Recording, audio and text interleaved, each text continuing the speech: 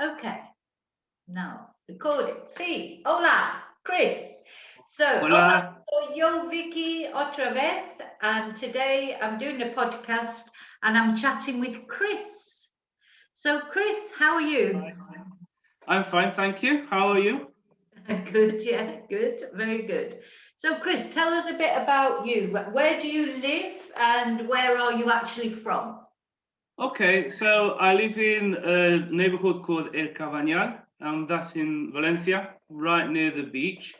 And I'm Ah, actually originally from Mansfield area in Nottingham, in England. Robin Hood.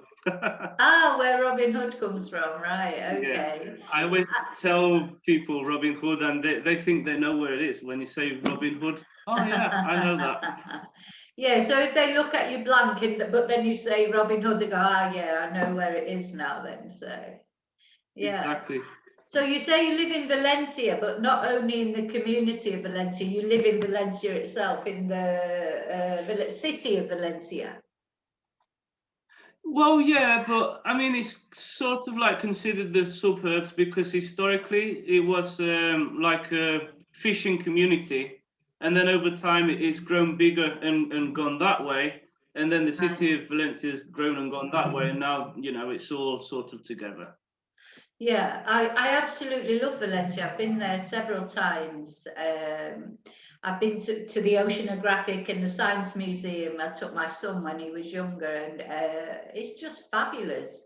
And also, I found that in Valencia, because I don't know if you know, but where I live, near Murcia, although I'm in Alicante, I'm right near Murcia, the accent or the dialect that they speak here is quite difficult to understand. And when I went to Mhm. Valencia, it's like, the Spanish that they speak there, it's very, well, it seemed to me a lot clearer or a lot easier to understand than it is in this area. Just the accent Okay. I found easier. But are you near the Oceanographic or anything like that, or are you not really sure of the Um, geography of Valencia? Valencia. so walking from my house would probably take you 45 minutes or something like that. So it's pretty Ah, close. so it's not Yeah, I that mean, for far then. example, no, it's not. I don't know if you know where the Corte Inglés is, near El Aqua, near the Ciudad de las Artes y Ciencias. Ah, yes, yes, I Yeah. do. Yes, yeah. Well, you can, if you go up, because it's a rather tall building and it's all really big glass windows, and you can see the Oceanográfico from there and everything. It's a really good view. And Ah, that place is probably about half an hour walking from my house. So, yeah, not too far. right, okay. And how long have you lived there in Spain? Have you always lived there since you've been in Spain, or have you lived anywhere else in Spain? No, I've always lived here because I've come to live with my girlfriend, and I've come to live in her neighborhood. And Uh-huh. this year, I think it's in August, maybe the 16th of August or something. It will be 6 years this year. Ah, right. That's my birthday, the 16th of August. It's my Really, I'm birthday. not quite sure if it is the 16th or it might be a different date, but it's definitely August. It's a very good day. It's a very good day. And is your girlfriend Spanish, Chris? Is your girlfriend Spanish? Yeah, she is. Ah, right. Yeah. Okay. Right. So you think it's been about a year? Sorry, how many years did you say you thought it'd be about 6? 6. Yeah. Yeah. Ah, right. So quite a long time. And are you settled? Do you like it? Definitely settled because now we have 2 cats as well. Ah, oh yeah, I saw them on one of your Instagram things. Yeah, yeah, yeah, lovely. Okay. And what do you think are the positives of living in Spain? What's the positive things about Oh, living in Spain? okay.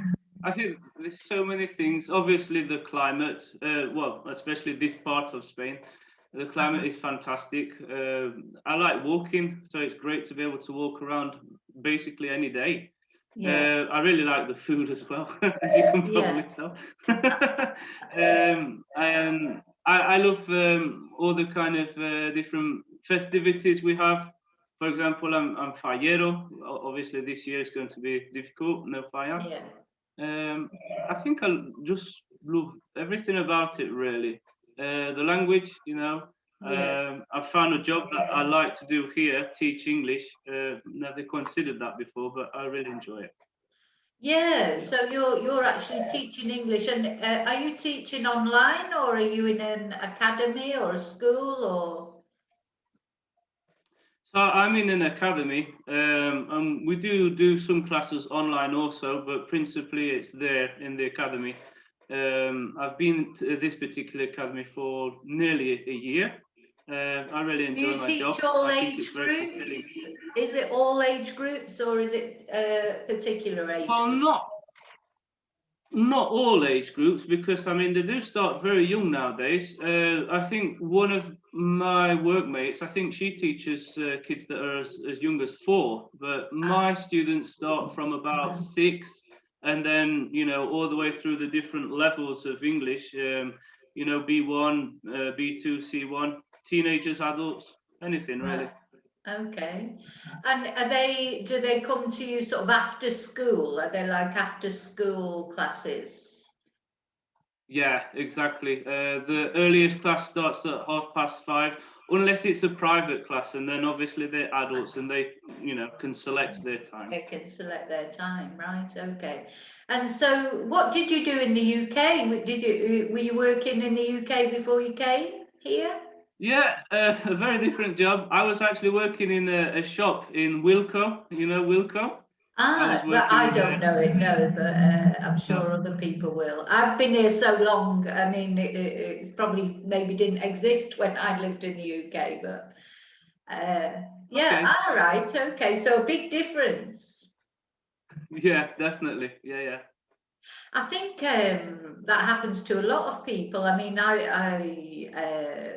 well, I used to work in a betting shop. That's what I worked for Ladbrokes for many Oh wow. years. And then I worked on the race courses. And then I went back to university as a mature student and did politics, which is completely different again. And then ended up teaching English, and now I've ended up teaching Spanish. So I think, Very cool. that's it. You people, it's funny because sometimes some friends that I've got that I knew maybe when I was 16, they sort of started a job at 18 maybe, or even 16, and worked in that same job forever and are still working in it. And when I think about, I'm not saying it's better what I've done, I'm just saying how different it is sometimes what people do. I don't think that would have suited me, being in the same job for 40 years. I think I would have gone crazy, But I've been a civil servant as well, and I've done all sorts of jobs. But yeah, and then when I came here, I didn't know I was going to end up teaching Spanish. I started off teaching English, and then just gradually, as my Spanish got better, and then people will say to you, "Oh, can you do some beginner Spanish for us?" Because in the beginning, I could have only taught beginner Spanish because I was only just learning really myself. And then as you go on, you start teaching more advanced classes. And now, obviously, I can teach any level now, but things sort of happen by accident almost, don't they? So. Yeah, but I like the point that you made. You said you went to university as a mature student, and Yeah. I think that's really good because, I mean, when it comes to learning languages, for some reason, people have this perception that if you're at a certain age, then, I can't learn languages, I'm too old. But I mean, that's never the case. You might find it difficult, you might not have the mental agility because you've got so many things on your mind as well, for example. Exactly. But you should always, the sky's the limit, isn't it? Well, I'm so glad you've said that, because quite often that's what my students will say. Oh, I'm getting too old to learn a language, and it's not about age. It doesn't matter how. I've had students that are in their 70s, 80s, and have learned very quickly. But what does get difficult as you get older is you just get out of studying. You just exactly. So you have to learn how to study again. The same as when where I say when I went back to university, I didn't go back, I'd never been before, but I was in my late 20s probably when I went to university, or even 30s, early 30s. And you just been out of education for so long. You know, luckily for me, I did like a preparation course beforehand, which was like study skills, because you get out, you forget how to study.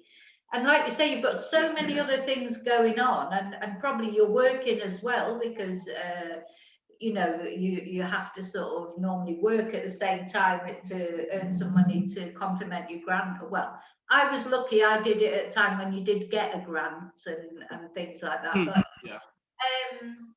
yeah, but so I try and direct my students into how to study. And once they get into that, everything gets a bit easier. So it's not an age thing, you know, and I've had young students who found it difficult. So it's not about that, it's about learning how to study. And of course, some people are better at languages than other people. If you've already learned a language, at least you've got some idea of how grammar works or how different languages work. But for someone who's never ever learned a language, you know, is starting completely cold right from the beginning, it does take a little while, but it doesn't mean to say they can't do it. It just means it might take a bit longer than someone who already speaks 3 other languages.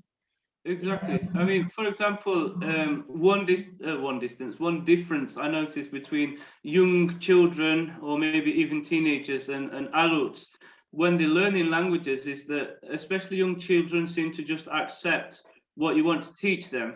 And the problem is adults, we've become so evolved with everything else that we do in life that it's natural for us to have many, many questions and to try adults and question everything. find logic. Exactly. I mean, if you think how you learned English when you were little, you just accepted everything and you repeated. And when you did it wrong, when you made mistakes, people corrected you. And then with time you learn. And then when you learn when something was right, then you got the good habit. That's the second step, is getting the good habit to not make the same mistake. Because there's a little time in between the learning something and the good habit where we know it's wrong, but we still make mistakes. And so then the second thing is get the good habit. And I think adults have difficulties with this. We try to ask too many questions and we can't accept things, you know? Exactly. And I think that's why people come to me because in my classes, there's me and there's another lady, Liz, and she's a native Spanish speaker, and she speaks a little bit of English, but she doesn't like speaking English, so she avoids it all costs. But so the students that come to us, they've sort of got the best of both worlds, really, because they've got a native Spanish speaker. But if they need an explanation, then I can explain it to them. And obviously, I've gone through it myself, so I know how to explain it to them in relation to it. Because you know, I have students of all different nationalities, not just British students, but what they all have in common is they know English, so they like the explanations in English. And I think you're absolutely right. Children don't even ask. You just say, oh no, it's not that, it's that, and they just repeat it, and they don't want to know why, because they're not fixed yet in their brain. Adults are fixed. It's like, well, why is it like that? Why do they say it the wrong way round? That's something they say. And I always say, well, maybe it's us that say it the wrong way round. You know, you call it the wrong way round, but there's no right way round. It's the word order. It's just different. It is. I mean, I always have the same thing as well when I'm teaching students. The young students, like we say, they accept everything. But the sort of older students, they realize that it's not exactly the same words, you know, it's not exactly the same order, it's not exactly the same grammar. And I said, well, don't fixate on that. You know, as we say, for example, I am 32 years old, and in Spanish we say tengo, so it's a different verb. Don't fixate on that. Just think, if I want to say this in Spanish, you know, it's like saying this in English. It's not necessarily the same, but you know, this is how we say it. That's right. Sometimes when people ask por qué, why, the answer is just solo porque, just because, there's no sort of other way around it. You do. There's a lot of accepting you have to do when you're learning a different language. But for me, teaching, I find teaching Spanish easier now for me because I've had to learn it myself, so I can explain it. Sometimes English is quite difficult to explain because we just know English. We haven't necessarily learnt it like a foreign person learns it. We've learnt it as a British person. So sometimes my students will say to me, well, why, like the other way around, why is it like that in English? And I go, I don't know. Whereas in Spanish, I usually know the answer. Exactly. But it's like, oh yeah, I never thought about that. So it can be quite difficult teaching your own language, I think. Can be more difficult than teaching. You definitely need to know.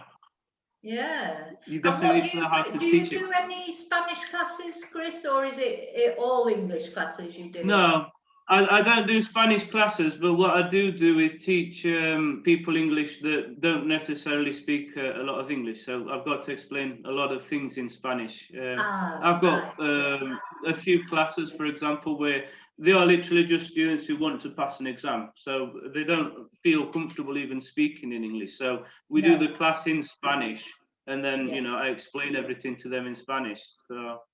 And I just want to mention here, because sometimes my Spanish students watch these podcasts because they like to listen for listening exercises.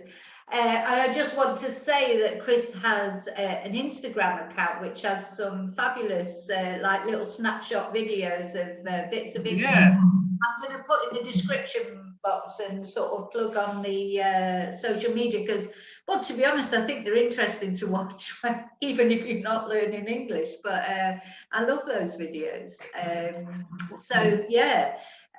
Your Instagram, how long have you been doing those little videos and things?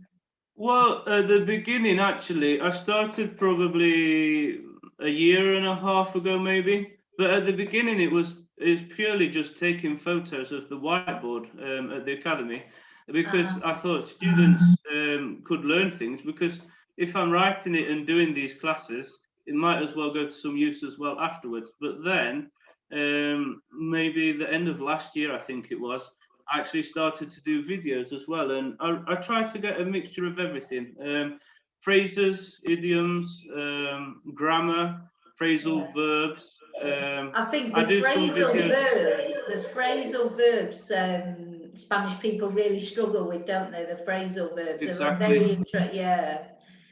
We take them for granted, don't we? We just take them for granted. Yes. Yeah. Because people always think that Spanish is more difficult. I try to do videos in some understand English to follow a class. I think. Sorry, you're just breaking up a little bit there. Can you hear me okay? Hello? Oh, there you are. You're okay now. Yeah, I can now. Yes. So sorry. What were you saying? Oh no, I'm just saying about phrasal verbs and lots of things in English that are really difficult that we don't even, because quite often my students will say, oh, well, English isn't as difficult as Spanish, but it's not because you know English. But when you actually look into English, it's really difficult. Yeah. Well, the thing is as well, you've got to think that the problem with phrasal verbs is that if you use one and it's not correct, if grammatically the sentence is correct, the other person is going to understand a different thing because you said something different to what you wanted to say. And so that can cause some confusion. And in Spanish, for example, there's a verb for everything. So an English person learning Spanish might think, oh my God, there's so many verbs to learn. But at least it's very clear the different meaning between each one, This is where the confusion comes into English. We have one verb and you can put any meaning of the verb. So, yeah. That's right. You know, you think of like get, and then you've got get on, get up, get in, get out. You know, all these different forms of get. Yeah, They drive other, you know, Spanish people crazy when they're trying to learn English. You know, trying to remember all. Whereas in Spanish, exactly as exactly. you say, they've got a separate verb for each one, so there's no confusion. You know, but. Do you think, is there No, exactly. anything, Chris, that you think is negative about living in Spain? Is there anything that you find negative about living in Spain? Yeah, what's the Well, to be honest, I think I would say two things. The first thing is maybe organization sometimes, and you know, as they say, cosas del palacio que van despacio. The things, you know, official things, the red tape, things seem to be the a bit slow. papeleo, the paperwork? Yeah, Yes, yeah. exactly. And then another Especially thing is now with actually, Brexit. Especially now with yeah, Brexit, everything's got more complicated. Yeah. yeah, exactly. And then another thing is peculiar to me that I'm very very happy to live in Spain, and actually I feel very Spanish, to be honest, because you know I have my life here and I've completely integrated myself. And then you know, different communities in Spain seem to not want to feel part of Spain, and that to me is something I can't understand. You know, I mean, Yeah. for example. I just find it very strange that it seems to be so easy to criticize your own country here. You know, I mean, Yeah. in England, for example, we might moan about things, but in general, people are very proud of their country. You know, which I Yeah. think is normal. You know, but over Yeah. here, you have to be very careful what you say sometimes. Ah, right, okay. I think that's probably true the further up towards the, that's the north, isn't it, up that way? Yeah, Because, you know, I think in this area of Spain, I think they do feel Spanish. But yeah, yeah, when you go up that way, and especially towards Catalonia and that, they don't feel Spanish, do they? They're Catalan, no, or you know, so yeah, you do have to be careful, I suppose. But I suppose Spain's such a huge country, you know, it's, you know, so they've, what I found about Spanish people is they identify more with their pueblo, you know, than they do with the country definitely, as a whole. They're very sort of, exactly.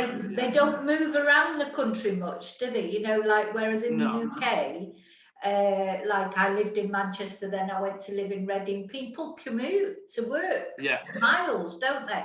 oh You yeah, don't find that in Spain. It's like they live not so much. and they work locally, and if they get a job a little bit further away, they move there. You know, they don't do traveling and stuff like that. So No, that's something I I mean found. it's a They're little very bit much.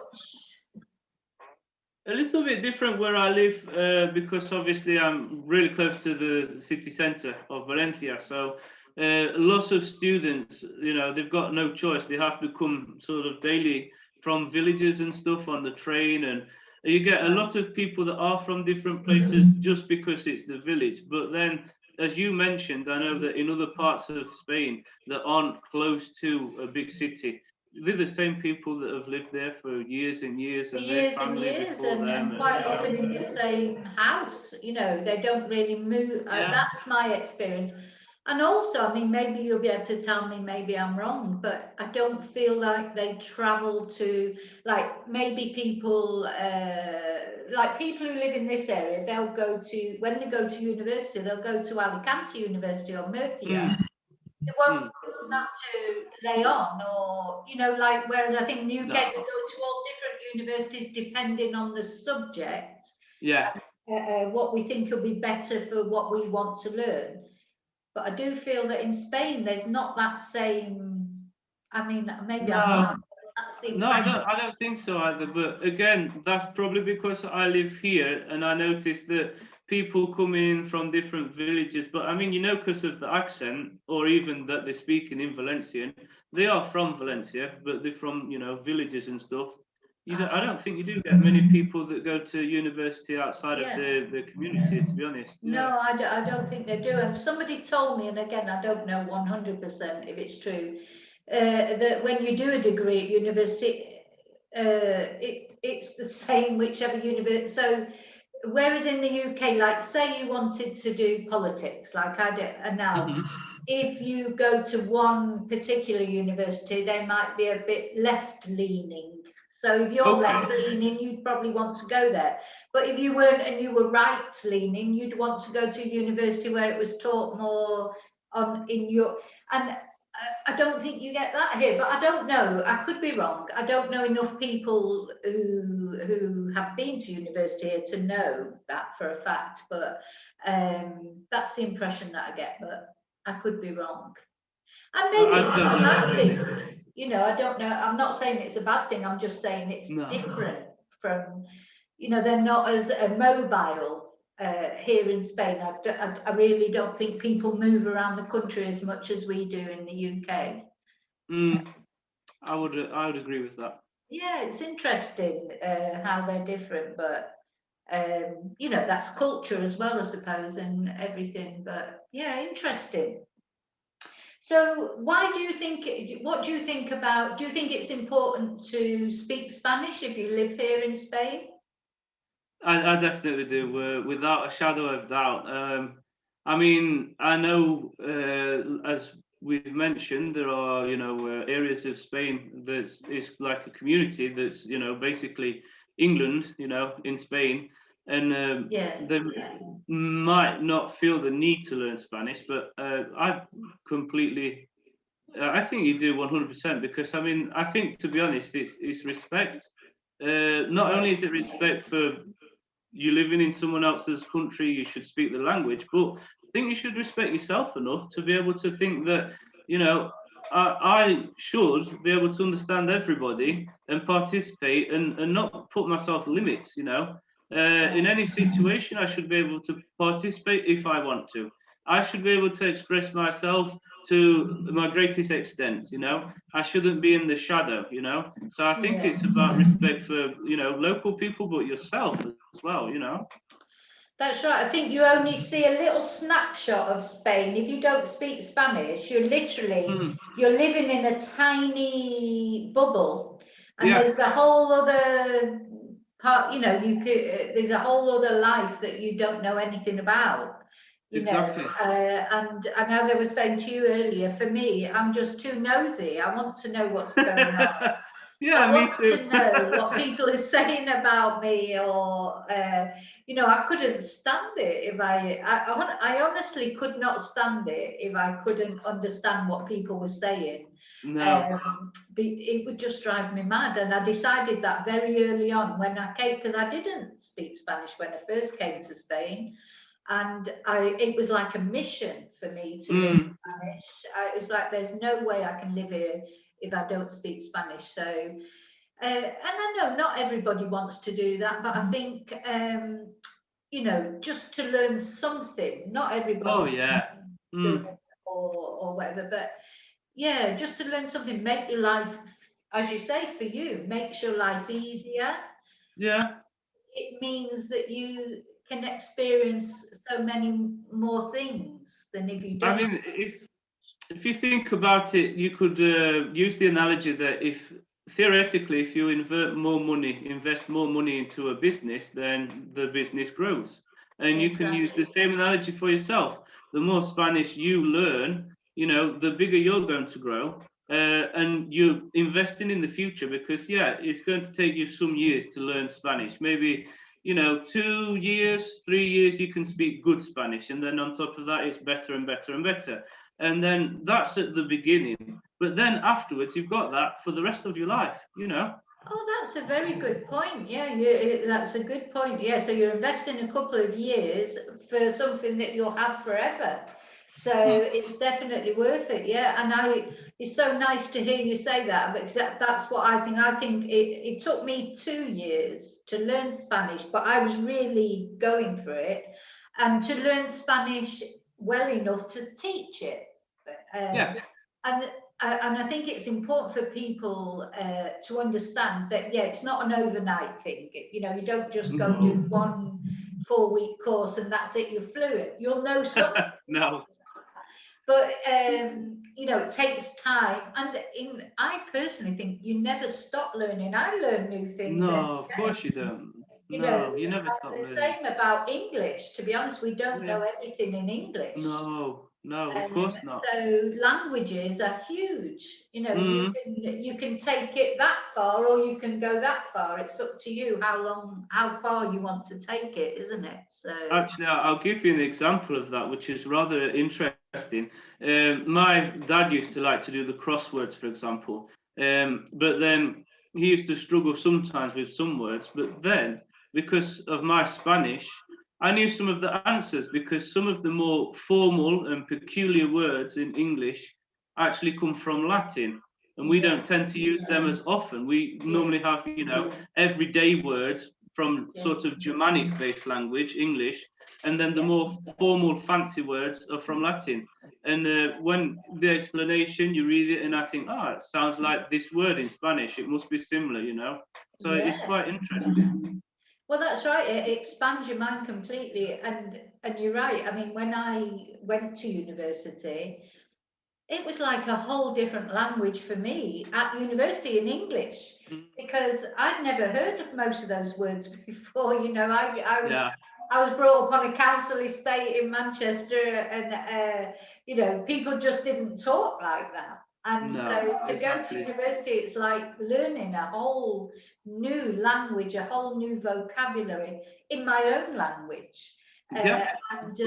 So yeah, I mean, life is about learning, isn't it? I mean, it's good to learn things, and you're right. A lot of the older, more obscure words come from Latin. Maybe we don't use them so much now, but they exist. I love it when you get a word that, you know, sometimes I'll be in class with a student and they're looking for a word in their head, like a verb. If you have a go at it, like I'm trying to think of an example, and just take the English word and put an AR on the end of it, not a no, not a no, but you know this. But you know, often you can make a verb like you've got admit, and then you've got admitir, and sometimes it's just worth having a little punt on that to see if it works. And quite often it does work. You know, We were talking about phrasal verbs before, and actually this is how it kind of works. So normally the Spanish people will know the formal verbs in English that are more similar to Spanish because they like Latin, but then they struggle with the phrasal verbs, which by coincidence in England we actually use more than the formal verbs, and this is more of the day-to-day English that we use is phrasal verbs. And they think they've got it easy when they think, I understand that verb, it's similar to Spanish. And then you say, well, actually, we normally use these phrasal verbs. And it's, oh my God. I know, yeah, so you can say that, but nobody says it. yeah, that's right, but nobody ever says that. And their little face drops, it's like, oh, can't I say that? That's why quite often when you hear somebody speaking a different language, they speak it better than somebody who is that nationality. I've had people say that to me quite often. Spanish people have said to me, oh my God, your Spanish is better than mine, because I don't speak with a San Miguel accent or a Murcian accent. And quite often they think I'm from Valencia. Funnily enough, I've actually had people say that to me. So where are you from? They've thought I was Spanish. But it's, are you from Valencia? Because you've got a different accent. Which is, so they must have, well, I think they have got a nicer accent in Valencia. But and quite often people who are speaking English, who've learnt English, they speak very proper English, don't they? You know, they don't speak colloquial English. So yes, interesting. Languages are fascinating, I think. There are some very peculiar things that I notice in Spanish when people speak here, and it's how English people in general will say some things that actually aren't grammatically correct. And so here in Valencia as well, when they say, for example, go to the shop in friendly Spanish, ves a la tienda. in best, it doesn't exist, you know. Be a la tienda, best doesn't exist. Well, they say it all the time. And then when they say things, for example, put the light on because I can't see. Pon la luz porque no me veo. No me veo is like reflexive. It's like you have a mirror or something. I can't see myself. Well, they say it. Yeah, sometimes they just and I think, well, it's exactly the same in England. Sometimes they just throw in a reflexive pronoun. You know, in England, you think, why are they putting? By the time you've thought about it, you think, well, they've just thrown it in. But something they do here a lot is, I don't know if they do it in Valencia, but instead of ado, they say ow. So instead of saying supermercado, they say supermercado. Do they do that in Valencia? Oh, I think you've frozen. Oh, can you hear me? Yeah, the connection was a bit poor. Can you please tell me again? Yeah, what they do here a lot, Chris, is instead of ADO, ADO, they say ow. Supermercado.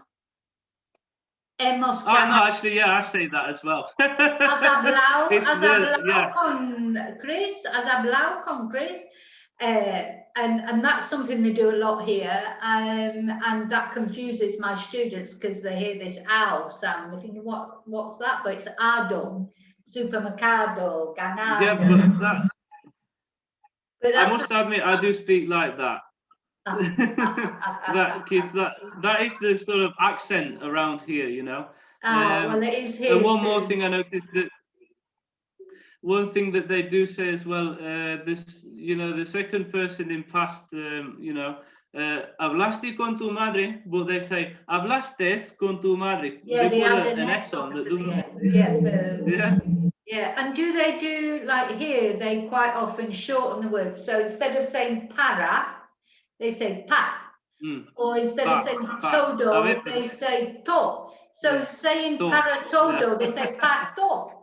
Like pato, yeah. I mean, but yeah, so, and that makes it unfortunately difficult for the students, but who are trying to learn Spanish. But I try and tell them that they might hear that. I actually like, my favorite accent, Spanish accent, is the Colombian accent. I love the Colombian. Really? They speak so clearly.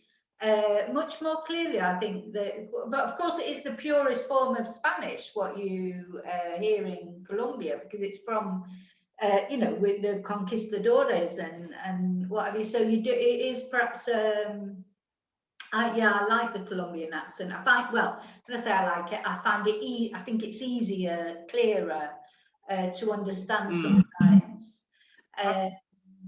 It was funny, one of my students today in class said to me, I was saying about my other teacher who is Colombian, and he said, oh, and she speaks Spanish. So I said, well, yeah, they speak Spanish in Colombia. And he said, oh, I thought they spoke Colombian.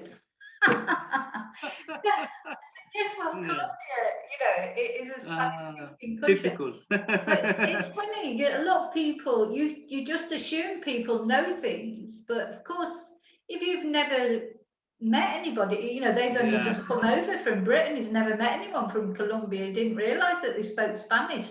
So it's interesting, isn't it? All these. That's another thing I like about living here. You meet people from everywhere. You know, I've met people from all different countries. There's Scandinavian countries, Colombia, Ecuador, Peru. You know, it's so nice to meet people from all over. You know, we were talking about accents.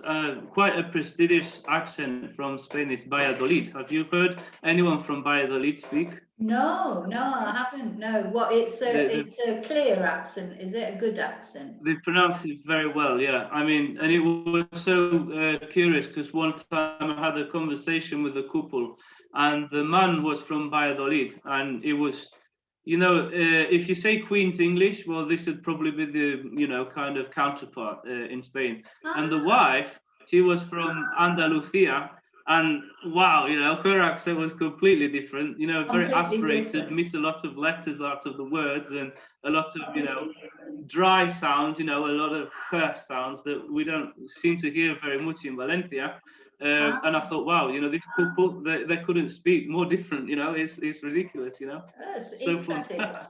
Well, one thing that was interesting for me once, that I was in a restaurant with a cook, well, quite a few people, but one guy from Madrid and somebody from Gastro, which is a little village up the road here, and they couldn't understand each other, and I was translating because I've learned Spanish like properly, if you like, but also I've lived in this area for a long time, so I know the dialects in this area. And the guy from Madrid, he didn't have a clue what the guy from Bigastro was talking about.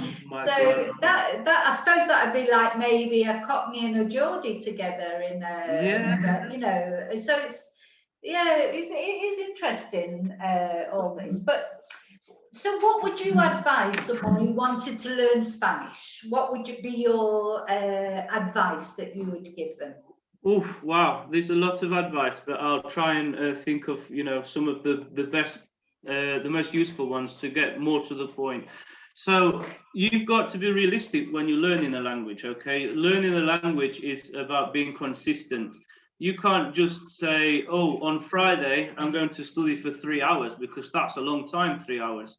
Instead of 3 hours on one day, be realistic, give yourself goals. 10 minutes, half an hour every day, put yourself a limit. You can always do more than your limit, but make sure you get in that limit. And like I say, make it realistic. Don't say, I'm going to do an hour a day if you can't do an hour a day because of your lifestyle. Say that you're going to do half an hour if you know you can do half an hour every day. And then another thing I would say is really appreciate little bits of progress. Don't compare it to another thing that you've done in life. For example, I've taught people that are very, very intelligent people, and more intelligent than I could ever be. But the thing is that they're comparing learning a language to all the other great things they've accomplished. And so when they know they can achieve very big things and they want it now because they're used to a fast lifestyle, but a language isn't like that. A language is step by step, it's learning something, remembering something, putting it into use, okay? So you need to just focus on tiny bits of progress. Don't be too ambitious, okay? Another thing I would say is that, and this is my experience as well, because, I've learned different languages, so I know the feeling. You can do something and you don't do it right. You can carry on, and you're thinking, oh my God, I'm investing so much time into this and I've not learned this one thing yet. But then all of a sudden, without any reason, there'll be like a light bulb in your head and now you understand it and now you can do it. So don't expect results straight away.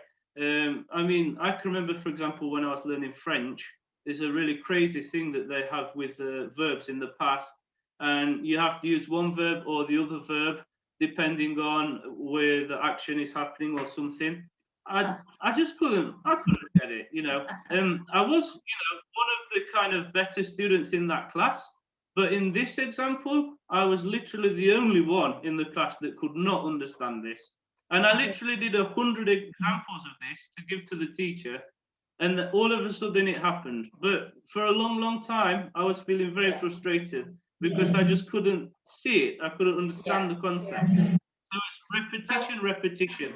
I would say if you get bored, just like me. It's funny to hear you say these things, because that's what I say. Repetition. Don't compare yourself with anybody else or anything you've done before. Very similar things to your saying. You're completely right.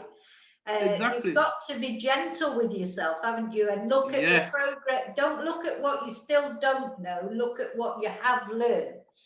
Always look, because people tend to concentrate on, I can give someone an exercise with 20 sentences to translate. They get 19 perfectly right. They get one wrong and they go, oh God, I can't believe I've got that one. No, you can't be like that. That's too harsh.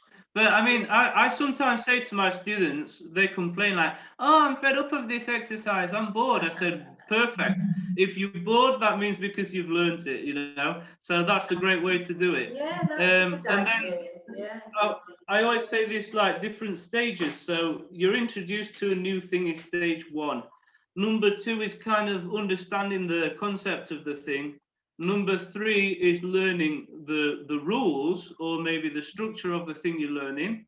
Yeah. And then, like I mentioned before, there's this stage where you know the rules and you know how it should be done, but then you need to form the good habit. Because sometimes students will make mistakes and then they'll, oh my God, I know this already. And then that's because, yes, you've learned it, but you need to make the good habit of getting it right. And so, you know, good habits are fantastic.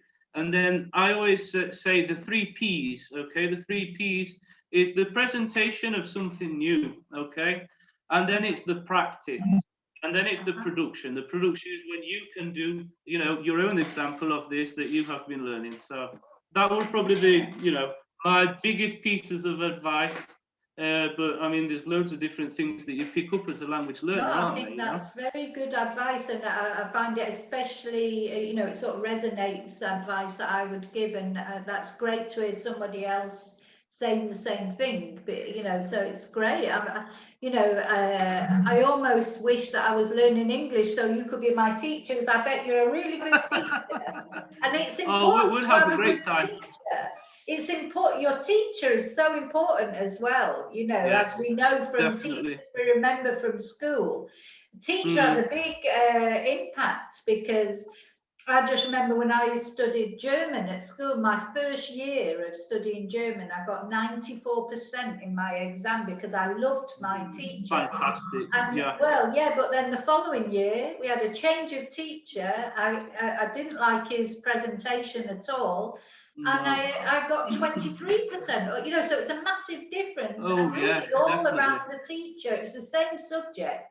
Yeah. And I remember my history, well, one particular history teacher I had who was brilliant. He presented the history in a way that was alive and vibrant. So you can never underestimate the impact that a teacher has on you know, how important. Totally agree. Yeah. I mean, I've known teachers that, you know, if you look at the technical side of, you know, teaching a student, they're fantastic. But if they can't connect and communicate well with the students, you've lost them. You know, you've lost them. You've lost their It's interest. not what you know, it's how you communicate it. Exactly. It really is. You know everything about a subject, but if you can't communicate that to somebody else, you know, it's just not going to work, you know. And I do think that teachers are born, not made. You know, you can, you know, you can go and do degrees in teaching or do whatever, but if you're not a good teacher just intrinsically, doesn't matter what studying you do or what degrees you do, a teacher is born, to me. Some people are good at communication and some people aren't. So yeah. I've just thought of one more piece of advice actually, because you know all these things come into my head all the time. So do as much as you can at home, things that you can practice yourself, listening to the TV or things like that, reading a book, for example. Read a book. You don't have to understand everything to read or to listen. If there's certain things you don't understand in a book, you know, make a note or whatever. But do as much as you can at home to then use 100% of the time in class doing things that you can't do at home. Speaking, for example, practicing new things that you've learned. Sometimes in the class, especially me, for example, when I'm learning a language, I use as much time just using that time to confirm if what I've done at home is correct, you know, and then continue, because you think, yeah, okay, that's done. I've learned that thing. As much time doing that as actually, you know, learning new things, because the things that you learn in the class are made to take with you, you know, take them out of the classroom, take them to your home and practice them. You can't just depend on class. You've got to do your work as well, you know. And I say this to students when they fail an exam, and I say, well, did you do any studying at home? Did you do this? No. I said, well, you know, if I'm doing my part, I'm going to do everything I can to help you, but you need to do your part as well, you know? Exactly. So, yeah, Exactly. definitely. Yeah. Yeah. Very good advice. Okay. Right. There's two more questions I want to ask you. First of all, name me one thing you think is essential to live in Spain. What's one thing that you couldn't do without living in Spain?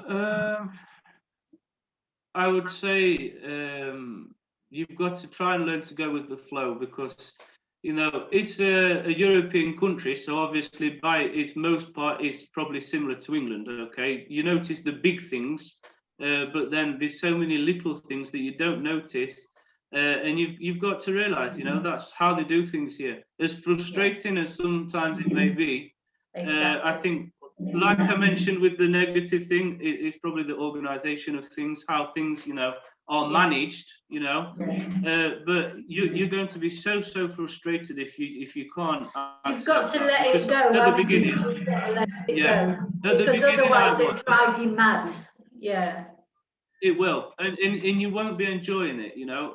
No, You won't get and the you most out won't of living. change it. You won't change it. That's the way it is. So No. it's pointless, really, Exactly. to try and. I learned that years ago when I used to do like a lot of residencias for people, and a lot of the paperwork and that I used to help people with.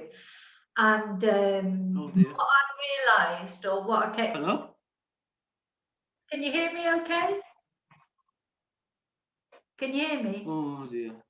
Hello? Oh, can you hear me now? Yes, sorry, the connection was a bit iffy. It Yeah. keeps Okay. going a little bit. Yeah, one thing I realised is there's absolutely no point getting annoyed or getting impatient, or you just got to go with it. No. And if you go with it, things fall into place. It's quite strange, actually, but it really does happen like that. And the more you try and rage against it, the harder it is. Yeah. Whereas if you just go with it, Exactly. it all sort of clicks into place. It's definitely a different way of looking at things. But you come to live in another country, you have to accept the culture. Yeah. Exactly. Yes, definitely. And one last question, Chris. How have you been coping with COVID? How's it all affected you? Okay. So, well, I will admit my poorest skill is computer skills. You know, I'm very bad at that. And when it really hit us, well, was it March, wasn't it? Because it's nearly a year now. It was the 13th of March. Yeah. It was this time last year. Yeah. The 13th of March, when the lockdown started, the state of alarm started. Yeah. And that's when all of the classes were put online, and I was having a bad time about it, to be honest. But again, you can apply, you know, the situation that we've just said earlier. You've got to go with the flow, because you know you have to accept it and continue. So, to me personally, that was the most difficult thing, because I really do find it quite difficult using technology and using computers. But then actually, when I kind of accepted it, you can see where you can use that to your advantage as well.